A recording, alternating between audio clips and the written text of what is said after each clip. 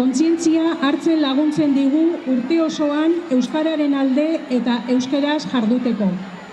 Eraso eta mehatxuen gainetik. Danok behar gaitu euskara. Hemen jaiotakoak eta bertora bizitzera etorri direnak. Euskara eta kulturartekotasuna.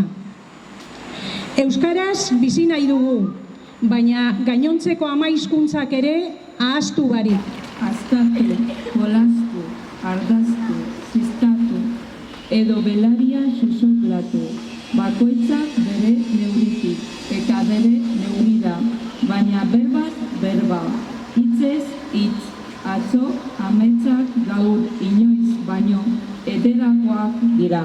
Eskerrik asko guztioi. Euskara